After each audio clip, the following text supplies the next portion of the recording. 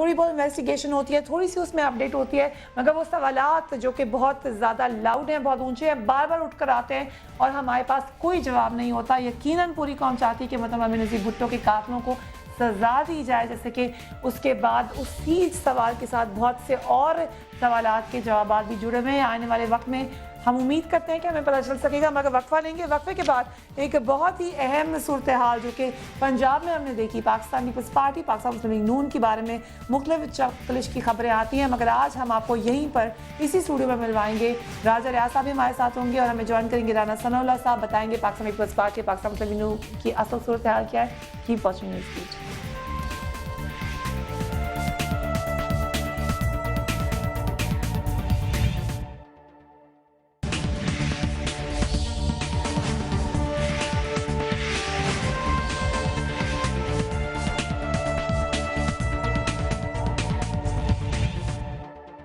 کیا کبھی آپ نے ان کے لہجے کو کبھی آپ نے آبزرو نہیں کیا؟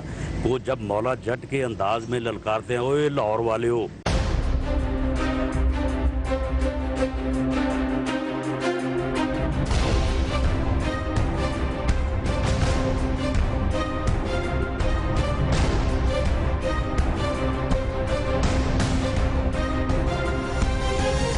وہ وکیل جو لوگوں یعنی جو سائلوں سے عدالتوں کے نام پہ پیسے لے, وکلا برادری سمجھتی ہے کہ یہ آدمی جو ہے یہ کالے کوٹ میں کالی بھیڑ ہے, اور اس آدمی کو, میں خود وکیل ہوں, وکلا جو ہیں وہ یعنی واجب القتل سمجھتے ہیں. ہم ان کو بتانا چاہتے ہیں کہ اگر بابر اعوان کو کچھ ہوا تو اس کا پرچہ رانا ثناء اللہ پر اور میاں شہباز شریف پر ہم درج کرائیں گے. بھولا بالا بونگا ابوالشر لیڈر ہے جو یعنی انفارمیشن کو انفارمیشن کہیں ہے جی, لوور کو جو ہے وہ لوور کورس کہیں, وہ واقعی بھولا بالا بونگا ابوالشر لیڈر. کبھی یہ کہتے ہیں کوئی بمیاں مار رہا ہے, یہ خود بمیاں نہیں مارتے, یہ خود مونچھوں والے رکھ کے جو زبان پھیرتے ہیں. قتل کی دھمکی دینے کا تو سوال ہی پیدا نہیں ہوتا. بابر اعوان صاحب جو ہیں وہ یعنی شیطان صفت انسان ہیں. میں تو ان کے لیے دعا گو ہوں کہ اللہ تعالیٰ ان کو ہدایت دے. بابر اعوان صاحب کے بارے میں جو کچھ رانا ثناء اللہ نے کہا ہے, یا آپ کمیٹی تشکیل دیں یا ثناء اللہ صاحب معافی مانگے, اس کے علاوہ ہم ہاؤس نہیں چلنے دیں. رانا ثناء اللہ جو شیطانی ذہن رکھتا ہے, یہ ہر وقت چاہتا ہے کہ صوبے میں انتشار پھیلے, یہ دہشت گردوں کا لیڈر ہے. 14 مئی 2006 کو پاکستان کی دو بڑی سیاسی جماعتوں پاکستان مسلم لیگ اور پاکستان پیپلز پارٹی نے لندن میں میثاق جمہوریت پر دستخط کیے.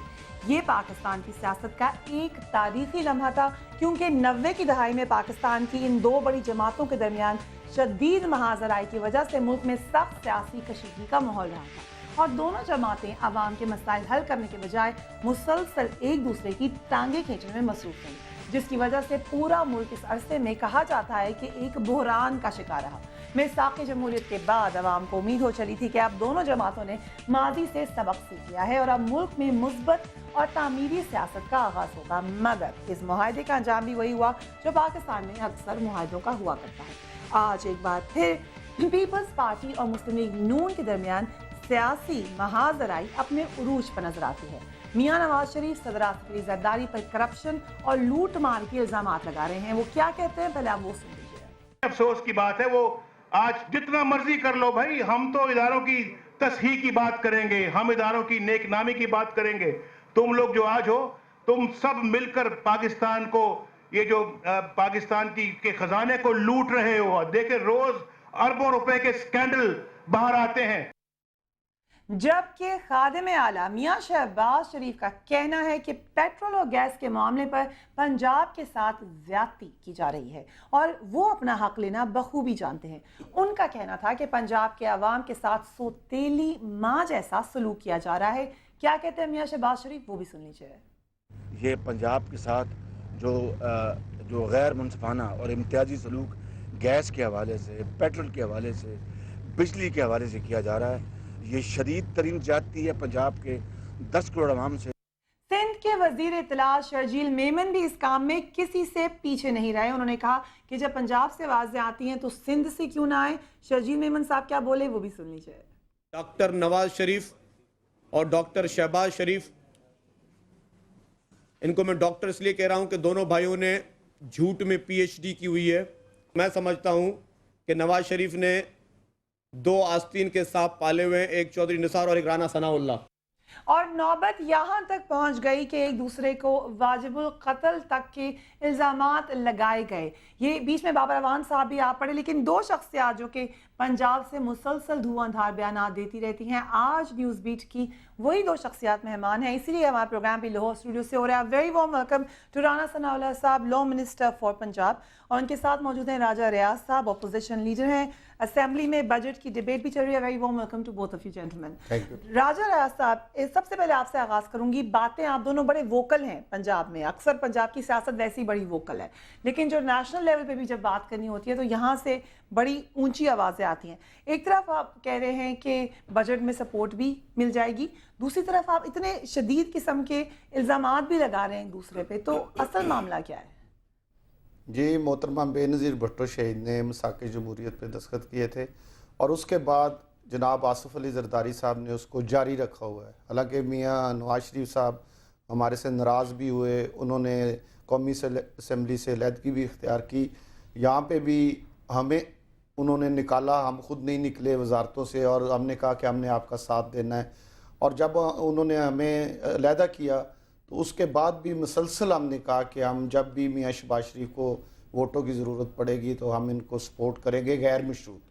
اسی طرح اب بجٹ کے موقع پہ بھی ہم نے یہ اعلان کیا، حالانکہ انہوں نے ہم سے کوئی درخواست نہیں کی، کوئی انہوں نے ہمیں نہیں کہا کہ یعنی آپ وہ ایک لائل بیوی والا کام کر رہے ہیں، آپ نے سپورٹ کیے جانا ہے، آپ کی جی، سپورٹ چاہیے۔ ہم لائل بیوی کی جگہ جمہوریت سے لائل ہیں، اور ہم چاہتے ہیں کہ جمہوریت قائم رہے اور جمہوری ادارے مضبوط ہوں، اور یہاں پہ کسی قسم کی لوٹائزم نہ ہو۔ اس لیے ہم نے یہ انہیں انشور کیا ہے کہ نہ تو میری بات سن لیں، مگر سپورٹ بھی کرنا ہے، سپورٹ ہم نے جاری رکھنی ہے۔ ہم نے ایک دفعہ بھی انہیں نہیں کہا، حالانکہ گورنر جو ہیں وہ پاکستان پیپلز پارٹی کے، ہم ان کے ذریعے یہ نکلا سکتے ہیں کہ آپ اعتماد کا ووٹ لیں۔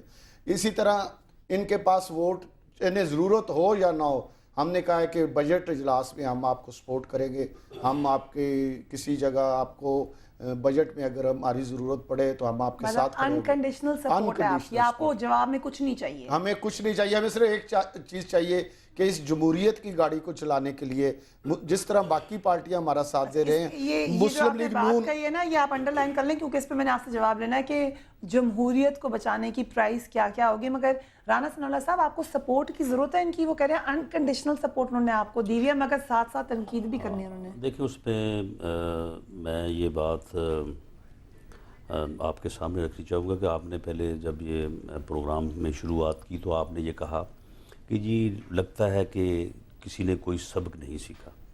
دراصل بات یہ ہے کہ سبق سب نے سیکھا ہے، اور کسی کو سمجھ نہیں آ رہا، اور خاص طور پہ میں سمجھتا ہوں کہ شاید میڈیا میں ہمارے کچھ جو اینکر صاحبان یا صاحبہ ہیں ان کو شاید سمجھ نہیں آ رہا سبق۔ مجھے سمجھا دیں آپ، اگر آپ مجھے اشارہ کر رہے ہیں تو۔ بالکل، میں وہی عرض کرنے لگا ہوں۔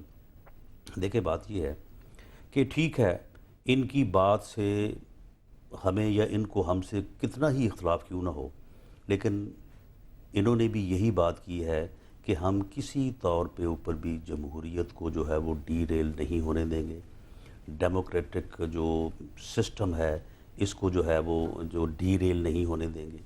اسی طرح سے اب میاں نواز شریف صاحب کو آپ لے لیں یا اس سے نیچے آپ کسی لیول تک بھی چلے جائیں، میاں نواز شریف صاحب ٹھیک ہے، ہمیں ان کی بہت ساری پالیسیوں سے جو ہے وہ ہمیں جو ہے وہ اعتراض ہے، ہم بہت ساری جگہوں پہ یہ نشاندہی کرنے کا حق رکھتے ہیں اور نشاندہی کر رہے ہیں کہ ان جگہوں کے اوپر اگر آپ اس طرح سے ایکٹ کرنے کی بجائے اگر اس طرح سے کرتے تو اس ملک کا بھلا ہوتا ہے، اس ملک میں بہتری آتی، لیکن نہیں، نشاندہی ہو رہی ہے، نہ نشاندہی ہو رہی ہے، اور باقاعدہ اس حصے میں میاں نواز شریف نے جو 10 پوائنٹ نیشنل ایجنڈا پیش کیا تھا اس میں بالکل ہر چیز کی نشاندہی تھی، لیکن اس ساری یعنی ریزرویشنز کے باوجود میاں نواز شریف نے آج تک یہ بات نہیں کی کہ جی مارشل لا لگا دیں، ان کو پکڑ کے اتار دیں، ان کے خلاف کوئی غیر آئینی غیر جمہوری اقدام کے ذریعے سے ان کو ختم کر دیا جائے۔ یہ وہ سبق ہے کہ جو دونوں سن لیں نا، یہ وہ سبق ہے جو دونوں جماعتوں نے اور دونوں جماعتوں کے رہنماؤں سے لے کے کارکنوں نے جو ہے وہ سیکھا ہے۔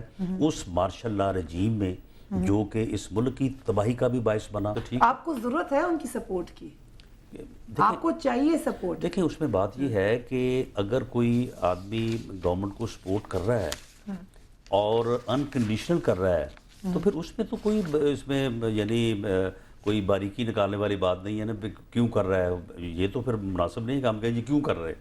اچھا, آپ لوگ یہ کیا چاہتے ہیں کہ جو بری باتیں ہیں وہ بھی بتاتے جائیں مگر حکومت کرتے رہیں آپ لوگ بھی اور وہ لوگ بھی؟ جی بالکل, ہم چاہتے ہیں حکومت کی بات نہیں, ہم چاہتے ہیں جمہوریت چلے اور جمہوری ادارے چلے, ایک دوسرے کو گرانے کی سیاست ختم ہو, ایک دوسرے کو یہ کہنا کہ ہم جس طرح پہلے کہا جاتا تھا کہ خط لکھے جاتے تھے کہ اس حکومت کو اٹھا دے, ہم چاہتے ہیں یہ بھی نہ کرے ہم بھی نہ کرے. خط کی آپ نے ذکر کیا, جی وہ اشتہار جو لگے ہوتے تھے دیواروں پہ کہ کب آؤ گے اور یعنی چیف آف آرمی اسٹاف کو لیٹر لکھے جاتے تھے. اب میاں نواز شریف نے اس نے جو بھی تنقید کی ہے اس نے اپنے خلوص نیت سے جو مناسب سمجھا اس نے کہا ہے. اگر راجہ ریاض صاحب جو اپنے خلوص نیت سے ہم میں سمجھتے ہیں کہ ہم غلط کر رہے ہیں یہ کہیں, لیکن یہ تو میاں نواز شریف نے کبھی نہیں کہا کہ بھئی ان کو ہٹانے کے لیے جو ہے وہ ماشاء اللہ لگا دو یا کوئی غیر آئینی اقدام اٹھا دو. انہوں نے ہمیشہ کہا ہے کہ نہیں. اور دیکھیں اس ملک کی بہتری اسی میں ہے, ہم جس برے حالات کو پہنچے ہیں, اب ہم جس یعنی یہ ملک کی بہتری ہے, جس دوزخ کے کنارے پہ ہم پہنچے ہیں, ہم اسی وجہ سے پہنچے ہیں کہ ہم نے ڈیموکریٹک جو پروسیس ہے اس کو نہیں چلنے دیا اور ہم نے جرنیلوں کی, اور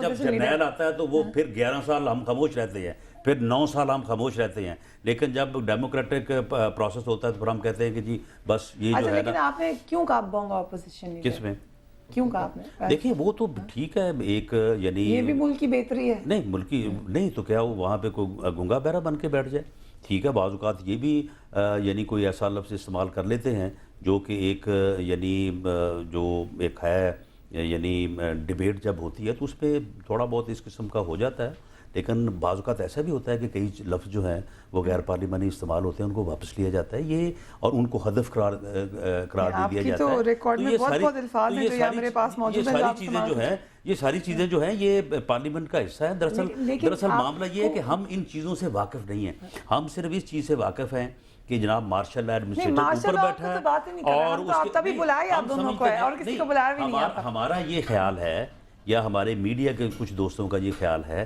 کہ اسمبلی جو ہے یہ آرمی کا ایک یونٹ ہے, وہاں پہ اوپر اسپیکر کی جگہ پہ کمانڈر صاحب بیٹھے, ہر آدمی اٹھے گا, اٹھ کے سلوٹ کرے گا, اس کے بعد اجازت لے گا, پھر وہ بات کرے گا. وہاں پہ ایسے نہیں ہے جہاں شور ہی مچاتے رہے, کوئی کنسٹرکٹیو ڈیبیٹ نہ ہو, ایک دوسرے کو برا بھلا کہتے ہیں. دنیا کی اسمبلی میں جو ہوتا ہے کبھی آپ نے دیکھا؟ اچھا مجھے بتا دیں آپ ان کو بونگا کیوں کہا, کس بیسس پہ کہا آپ نے راجہ صاحب کو بونگے ہیں؟ دیکھیں اس پہ یہ ہے کہ یعنی جس کانٹیسٹ میں وہاں پہ اس وقت بات ہو رہی تھی